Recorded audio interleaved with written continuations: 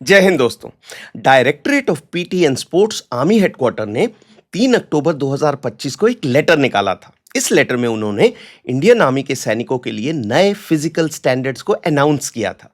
इन नए physical standards का नाम है कंबाइंड फिजिकल टेस्ट 26 यानी सीपीटी 26। आज के वीडियो में हम इन नए स्टैंडर्ड्स के बारे में जानेंगे। मैंने इस वीडियो को 3 भागों में बांटा है।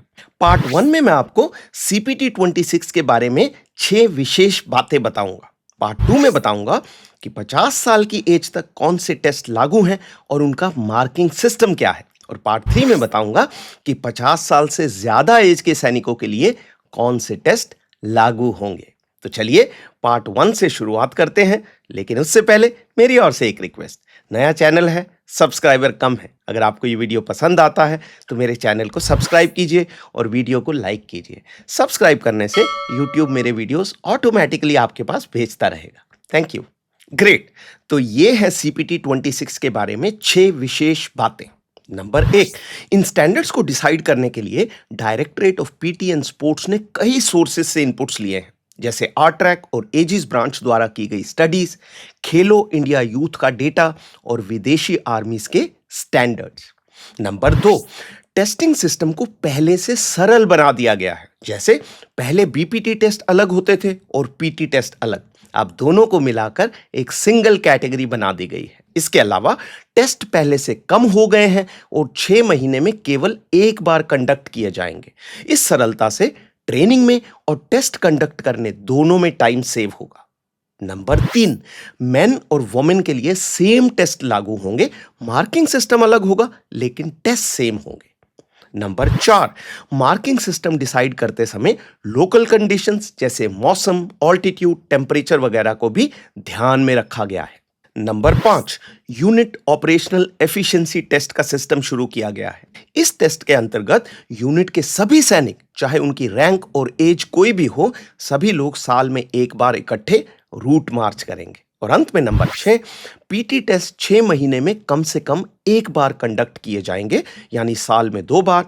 इन 2 बार में एडम इंस्पेक्शन या ट्रेनिंग कोर्सेज के दौरान कंडक्ट किए गए टेस्ट शामिल नहीं हैं।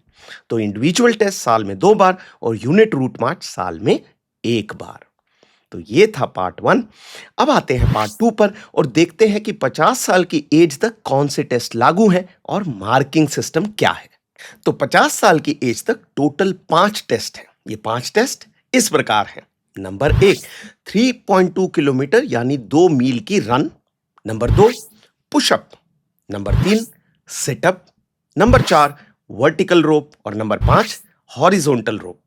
45 साल की एज तक ये पांचों टेस्ट लागू होंगे और 45 से 50 साल के बीच इन 5 में से पहले 3 टेस्ट लागू होंगे जो मैंने येलो कलर में दिखाए हैं। मतलब 45 ईयर से ज्यादा एज वाले सैनिकों के लिए वर्टिकल और हॉरिजॉन्टल रोप लागू नहीं होंगे। टेस्ट नंबर 2 और 3 कॉम्बैट ड्रेस में होंगे और टेस्ट नंबर 4 और 5 पर्सनल वेपन के साथ एफएसएमओ स्केल बी ड्रेस में होंगे। जहां तक 3.2 किलोमीटर रन का सवाल है, 45 इयर्स की एज तक ये पर्सनल वेपन के साथ एफएसएमओ स्केल बी ड्रेस में होगी और 45 से 50 इयर्स के बीच कॉम्बैट ड्रेस में। अब आप अपनी स्क्रीन पर इन टेस्ट के मार्किंग सिस्टम को देख सकते हैं। पहले 3 टेस्ट में 4 कैटेगरीज होंगी। Super excellent 12 mark, excellent 10 mark, good 8 mark और सेटिस्फैक्ट्री 6 मार्क्स। वर्टिकल और हॉरिजॉन्टल रोप में 2 ही कैटेगरीज होंगी, सुपर एक्सीलेंट 12 मार्क्स और पास 10 मार्क्स। चलिए अब इन पांचों टेस्ट के मार्किंग सिस्टम को डिटेल में देख लेते हैं। तो ये आ गए 3.2 किलोमीटर रन के स्टैंडर्ड और मार्किंग सिस्टम आपकी स्क्रीन पर।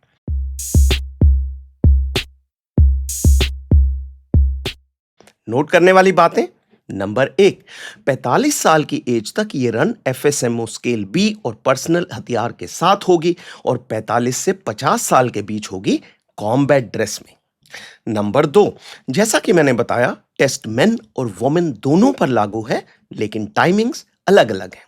नंबर 3, अगर यूनिट 6000 से 9000 फीट की ऊंचाई पर स्थित है तो इन टाइमिंग्स में 2 मिनट ऐड किए जाएंगे, यानी 2 मिनट एक्स्ट्रा मिलेंगे। और अंत में नंबर 4, अगर यूनिट 9000 फीट से ऊपर स्थित है तो ये टेस्ट लागू नहीं होगा।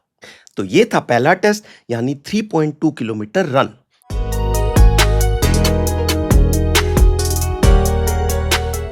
और ये आ गए पुशअप्स के स्टैंडर्ड्स और मार्किंग सिस्टम आपकी स्क्रीन पर। सिंपल है, कोई एक्सप्लेन करने वाली विशेष बात नहीं है।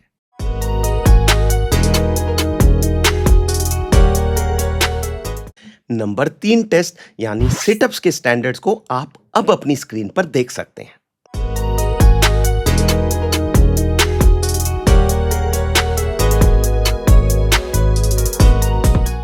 ये हैं वर्टिकल रोप के स्टैंडर्ड। जैसा कि मैंने बताया, ये टेस्ट 45 साल के बाद लागू नहीं है। रोप सेकंड क्लास का अर्थ है केवल हाथों से टांगों का इस्तेमाल किए बिना ऊपर चढ़ना, और रोप थर्ड क्लास का अर्थ है हाथों और टांगों दोनों का इस्तेमाल करके रोप चढ़ना और उतरना।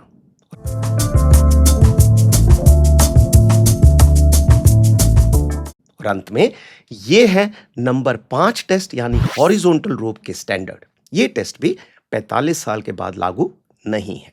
तो ये था पार्ट 2 यानी 50 साल की एज तक के सैनिकों के लिए टेस्ट। अब आते हैं पार्ट 3 पर और देखते हैं कि 50 साल से ऊपर कौन से टेस्ट लागू हैं। तो 50 साल से ऊपर 3 टेस्ट लागू होंगे जो इस प्रकार हैं। Number 1 3.2 kilometre walk, number 2 situp और नंबर 3 पुशअप। याद रखने वाली बातें, ये टेस्ट पीटी ड्रेस में होंगे। 50 से 55 साल की एज के सैनिकों के लिए टेस्ट अंडर सुपरविजन होंगे यानी इंस्ट्रक्टर टेस्ट लेगा, और 55 साल से ऊपर सैनिकों के लिए टेस्ट सेल्फ असेसमेंट बेसिस पर होंगे। अब आप अपनी स्क्रीन पर 50 से 55 साल के स्टैंडर्ड्स को देख सकते हैं।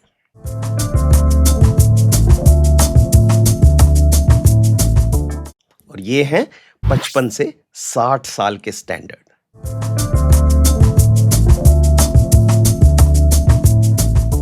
तो ये हो गए सीपीटी 26 के अंतर्गत सभी एज ग्रुप्स के लिए पीटी टेस्ट। सार ये है कि 45 साल की एज तक 5 टेस्ट लागू हैं और मैक्सिमम मार्क्स हैं 12 गुणा 5 यानी 60।